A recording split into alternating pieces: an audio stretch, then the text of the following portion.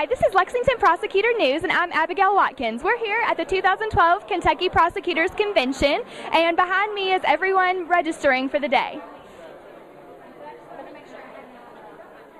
Around the room are different booths where the prosecutors can walk around and pick up promotional materials and a lot of other information, one of which is Century File, which is a program that we use in the office every day. I'm here with Allison Taylor. Allison, what's your role in today's conference? Well, I'm the director of the Prosecutors Advisory Council, and we put on this conference to educate the state's prosecutors, and so my role is sort of the planner. Great, wonderful. Yeah. Everything looks wonderful. Thank you very much. So what is the purpose of this conference as a whole? Well, by statute, we're required to provide training for prosecutors, and every year this is an opportunity for them to get out of court, come and get updated on the case law, find out the new trends in the criminal process, and to get some CLEs and mingle with other prosecutors to find out what's going on around the state, not just in their town where they're usually kind of We're here with the Attorney General, and what's the importance of this conference for you today? Well, it's great to get all the prosecutors, both Commonwealth and county attorneys and their staffs together to get CLEs and not only that though, but anytime you can get people that have similar offices together to share information about how they're doing their respective jobs, I think it makes everyone more efficient. And we have some people to recognize. We have some appellate attorneys in my office that have done a really good job in front of the U.S. Supreme Court. So it's an opportunity to get a lot of people in the criminal justice system together. This is Lieutenant Russo, and he's one of the lieutenants that was invited to attend the Prosecutors Conference today. Why were you invited? We were invited by Ray to come and see what the difficulties the prosecution side faces in a criminal case as opposed to what us as law enforcement officers testify to, and to help collaborate and work together as a team to make sure that we get the best case presented to the jury so we can hopefully get a conviction in that. Edison Banks, the Commonwealth's attorney in Letcher County, and he's just going to tell us a little bit about the conference today. It started out very well. We received. We've had our first PAC meeting. We're getting ready to get a case law update. It's always good to see your fellow Commonwealth attorneys and catch up on what they've been doing. Maybe learn something that you can utilize in your person. With Assistant Commonwealth Attorney Catherine Webster, what are you hoping to get out of this conference today? I'm hoping to learn a lot of skills that will help me to be able to do my job better. Assistant Commonwealth Attorney Kimberly Baird, what are you hoping to get out of this conference today?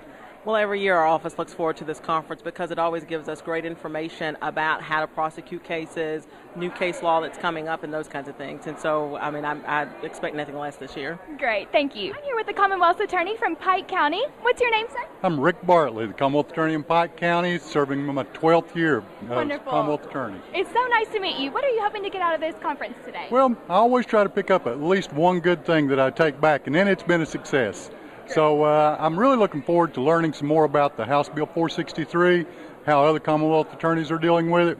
So we'll wait and see. His work I thoroughly enjoyed. I left my heart behind when I left the trial bench.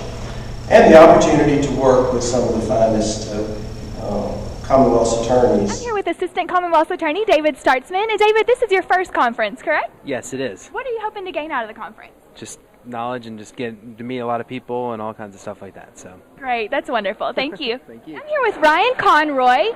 She's a prosecutor in Louisville and has also appeared on American DA Live.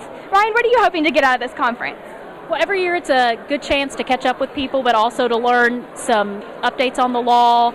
It sort of recharges your battery, so to speak, so that you can go out for the next year and be enthusiastic about doing your job and up on the latest case law and some new techniques. So it's always a good time, and I'm happy to be here. Here with Tim Coleman, the president of the Commonwealth Attorneys Association, and he's kind of the one that brought everyone together. So we're in a little bit more social event here. So what does that mean to the... Just an opportunity for the Commonwealth Attorneys Association to kind of or our Commonwealth attorneys and assistants to get together and talk about their cases and socialize. Definitely. It's great for everybody to be on the same page. And we actually know something else about you, that maybe you have a son that is a little bit more in our day-to-day lives. Chad. Works out of Ray's office, or mostly in Frankfurt, but he does a lot of the computer and different type of technical work for We were talking about that. Obviously, your position is really important, but to us, Chad might have a little bit more rank. Chad has much more respect in the community than I think. We definitely rely on him a lot. He saves us. I'm here with Doug Breeding, an iconic bar owner in the Lexington area, and he's co-owner of Henry Clay's, where we are tonight. And thank you so much for having us today. My pleasure. So how did the Prosecutors Conference come to be held here? We started construction about a year ago, and Ray showed up about the first day of construction, and he said, "What'd you do, and what are you going to do tomorrow?" And I said, "We did this, and we're going to do that tomorrow." So he'd come in the next day and say, "That's not done." And I'd say, "Well, tomorrow's not over." And he'd go, "What about this?" And I'd say, "We'll do that." And then he would come in every day. He would know how far we should be and how far we were, and there was always a discrepancy, and he would always mention it. He's definitely wanted to keep you on track. He wanted to keep me on track, and we got through thanks to him, and I started calling him Inspector Larson. And that's what he did. He kept us going, and he kept our spirits up, and we're here thanks to him. Wonderful.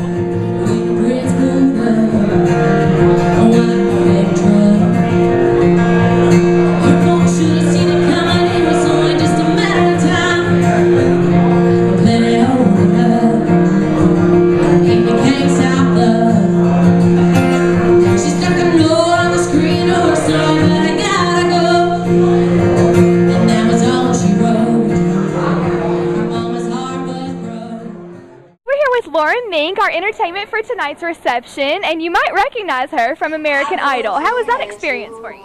It was awesome. It was just a whirlwind experience that I really can't explain in words. I mean, I still sing some of the songs that I sang for the judges, and it's kind of neat just to go back to that audition process.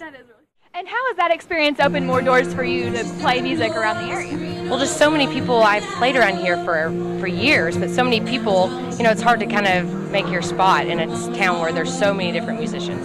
So, kind of put my name on a national map. I actually get, still emails from people like all over the world, like Brazil, and people that I guess are just now watching it in like Japan and things like that. And they're really upset. They're like, "I'm so sorry you got kicked off." I'm like, "I've had a few months to cope with it, but thanks."